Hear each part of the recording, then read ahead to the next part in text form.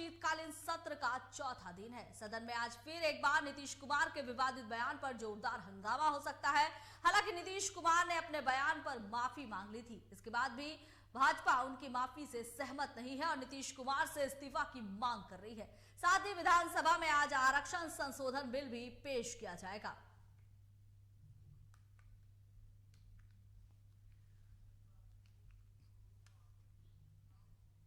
और इसी पर ज्यादा जानकारी के लिए हमारे साथ बातचीत करने के लिए संवाददाता राजीव कमल विधानसभा से लाइव जुड़ चुके हैं। राजीव, जिस तरह से सीएम के बयान को लेकर लगातार हंगामा चल रहा है और आज बिहार विधानसभा सत्र का चौथा दिन है, क्या लगता है कि आज का सत्र क्या जो हंगामेदार रहेगा या फिर कार्रवाई सुचारू रूप से चल सकती है? देखिए, आज महत्वपूर्ण दिन है इसलिए कि सरकार के लिए बहुत महत्वपूर्ण है, क्योंकि जो मुख्यमंत्री नीतीश कुमार ने जब आरक्षण जो रिपोर्ट जो पेश किया जातीय गणना के बाद, जातीय गणना की जो रिपोर्ट आई है, रिपोर्ट को फिर पटल पर रखा गया, दोनों सदनों में रखा गया, उस पर चर्चा हुई। नीतीश कुमार ने एक तरीके से जो दायरा है आरक्षण का वो 65% कहला जो बढ़ाया है, 50% से 65%, और 10 है वो ईडब्ल्यूएस का, मतलब 75% का जो दायरा है उसको बढ़ाने के लिए उन्होंने पहले प्रस्ताव रखा। उसके बाद उसी रात में जैसे कैबिनेट की बैठक हुई उसमें इसमें मंजूरी मिल गई और मंजूरी मिलने के बाद आज वो तारीख है जो कैबिनेट आज विधानसभा में उसको पेश किया जाएगा और विधान परिषद में भी इसको पेश किया जाएगा। तो एक महत्वपूर्ण दिन है सरकार के लिए।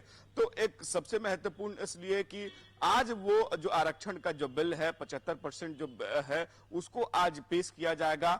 लेकिन कल का दिन पूरे दिन हंगामेदार रहा, इसलिए कि मुख्यमंत्री नीतीश कुमार के जो बयान है, विवादित बयान को लेकर एक तरीके से जो बीजेपी के विधायक और बीजेपी के तमाम जो नेता हैं वो विरोध करते रहे, चाहे महिला विधायक हो या तमाम जितने भी विधायक हो। बीजेपी के साफ तौर पर मांग है कि किसी भी कीमत पर माफी से काम नहीं चलेगा।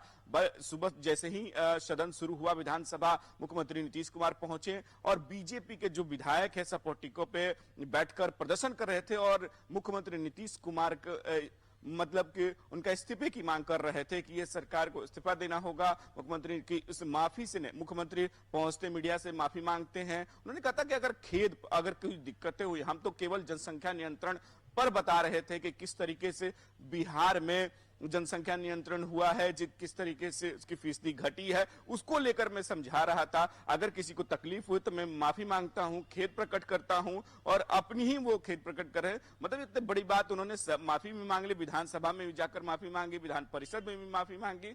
उसके बाद भी बीजेपी विपक्ष माफ करने के मूड में नहीं है। जितने भी विधायक है चाहे एमएलसी हो, साफ तौर पर वो माफ करने के साफ तौर कहना है कि नीतीश कुमार को इस्तीफा देना होगा, तभी आगे सदन चलेगा। मतलब सदन कल पूरे दिन भी नहीं चला और आज भी एक तरीके से चलने की उम्मीद नहीं। लेकिन महत्वपूर्ण सरकार के लिए से कि जो आरक्षण का दायरा बढ़ाने के लिए कैबिनेट से जो मंजूरी मिली है उसको आज बिल पास कराने की कोशिश करेगी कि कैसे भी बिल आज पास हो गए। शीतकालीन सत्र का आज चौथा दिन है, कल 5वां दिन है, तो सरकार चाहेगी कि वो कैसे ये पास हो जाए और इसको मंजूरी मिल जाए, राज्यपाल के पास भेजा जाए और ये 75% का दायरा जो बढ़ जाए। लेकिन ये बात साफ है कि जिस तरीके से मुख्यमंत्री के जो बयान है वो उसको लेकर विपक्ष घेरने की कोशिश आज भी करेगी। और ये भी है कि बीजेपी के जितने विधायक और नेता हैं सब राज्यपाल से मुलाकात करने जा रहे हैं कि नीतीश कुमार की एक तरीके से शिकायत और जिस तरीके से बयान उन्होंने दिया है उसको लेकर इस्तीफे की मांग और कहेंगे।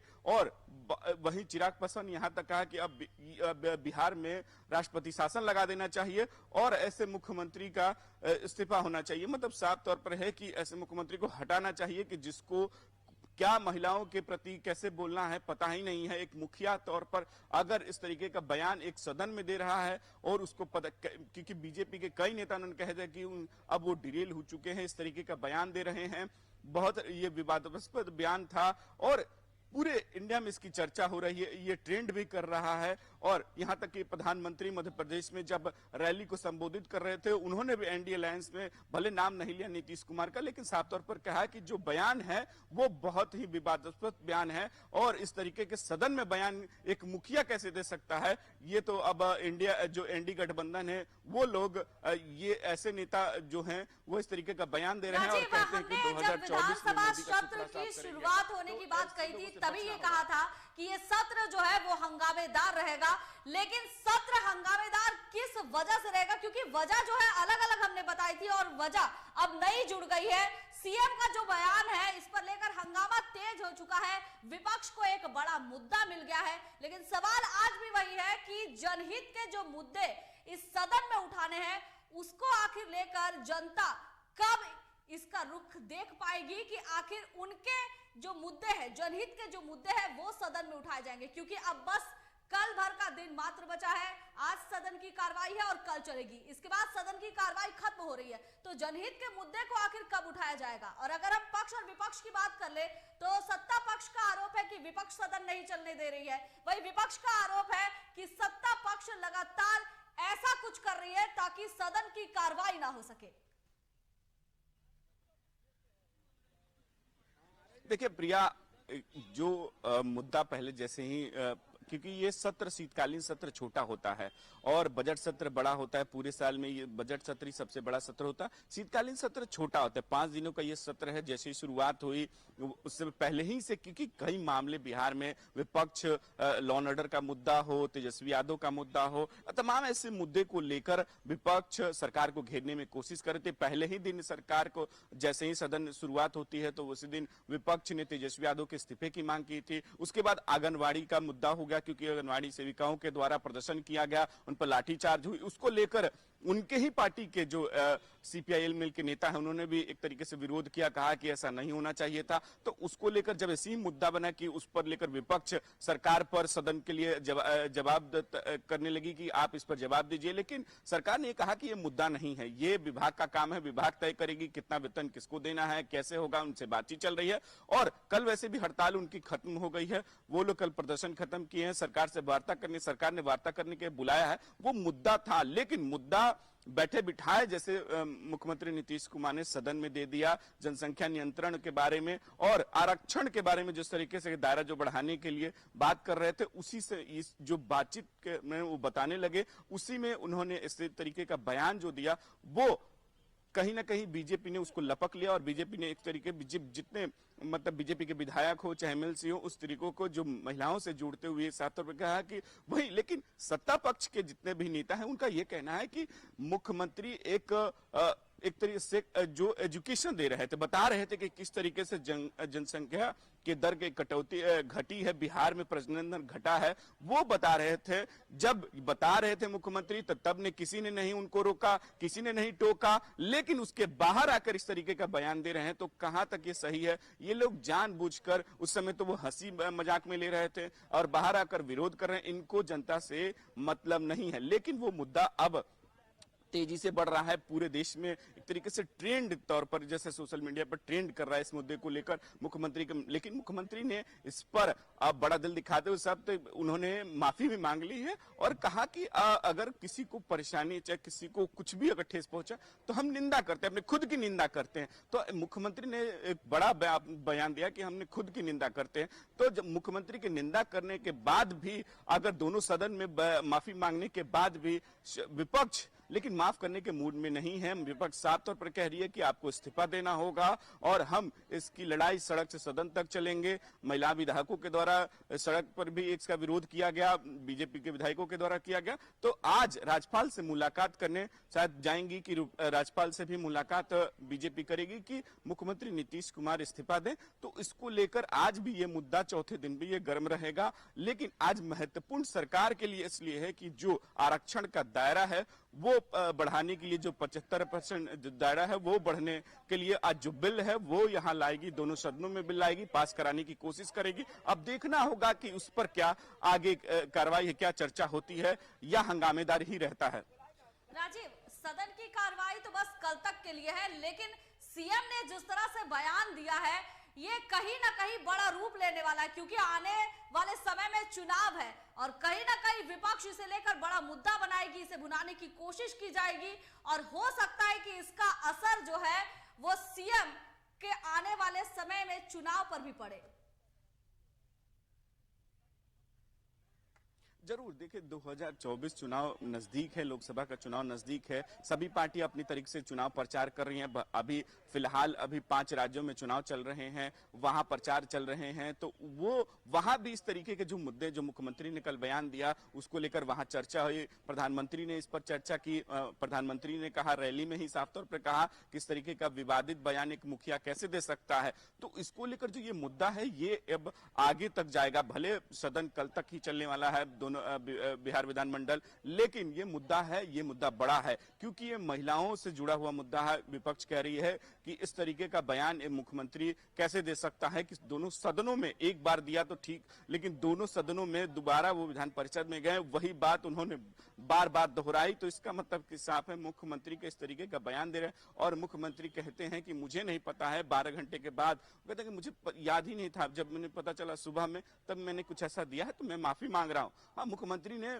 जरूर माफी मांग ली है और खेद भी प्रकट किया है, कह रहे कि मैं खुद की निंदा करता हूं, लेकिन बीजेपी के नेता इस मूड में नहीं है कि वो माफ करें। उनका साफ तौर पर कहना है कि मुख्यमंत्री नीतीश कुमार को इस्तीफा देना चाहिए।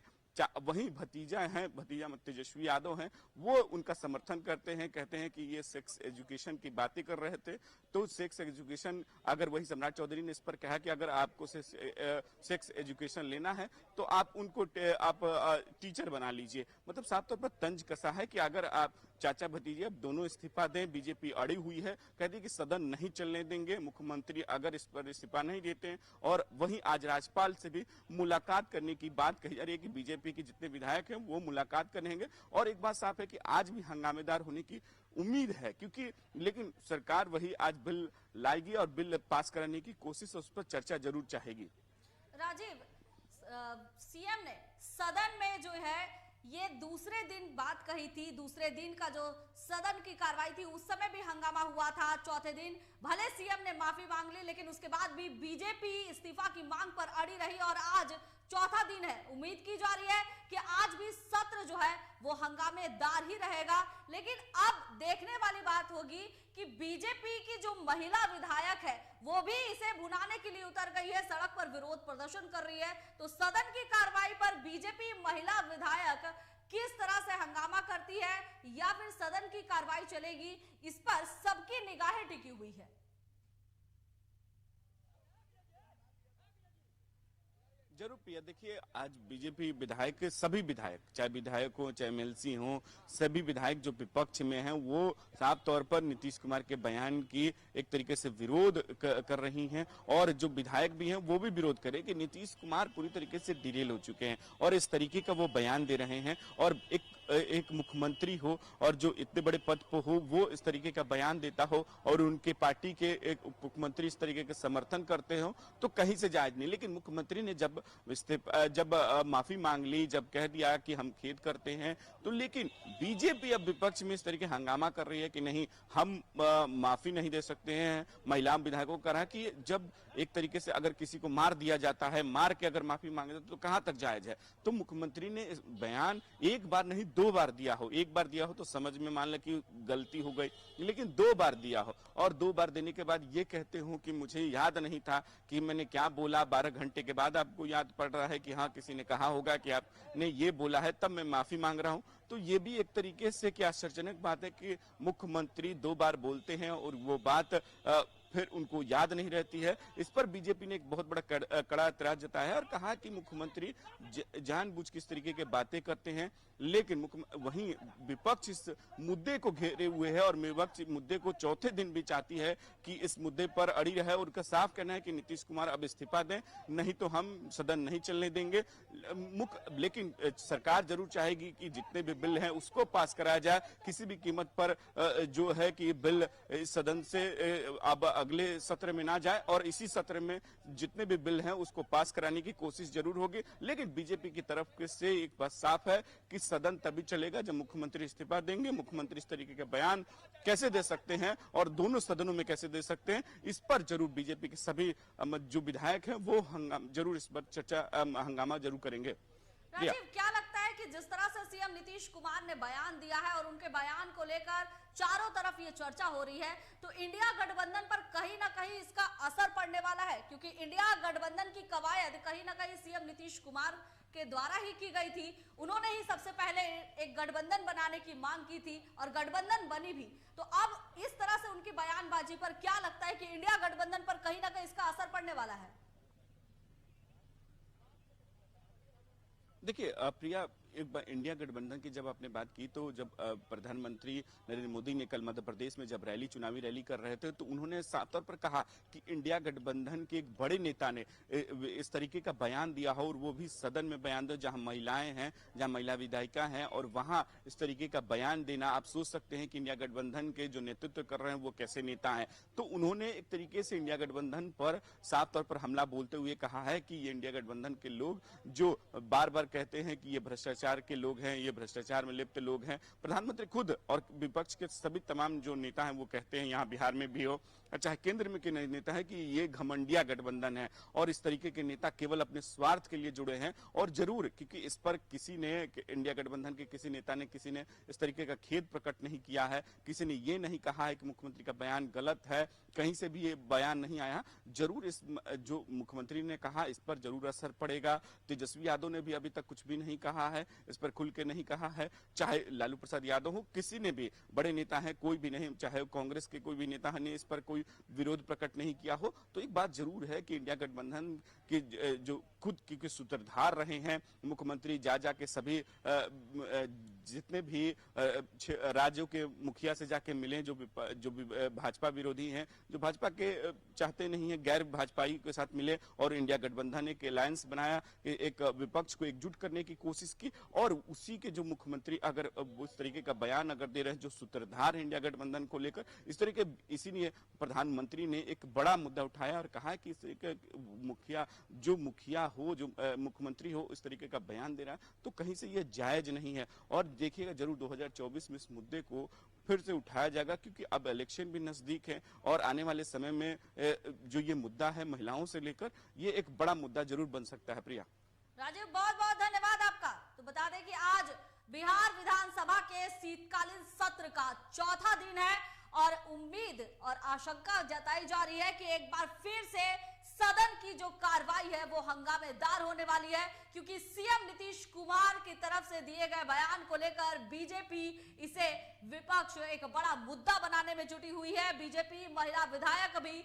इसे लेकर हंगामा करने के मूड में नजर आ रही है। बीजेपी महिला विधायकों का कहना है कि जिस तरह से सीएम नीतीश कुमार ने बयान दिया है सदन में, ये कहीं से भी जायज नहीं है, क्योंकि सदन की कार्रवाई गरिमापूर्ण होती है और उस गरिमा को ठेस पहुंची है। तो अब देखने वाली बात होगी कि ये सदन के आज चौथे दिन की कार्रवाई क्या सचमुच चल पाती है या आज भी यह हंगामे के भेंट चढ़ती है।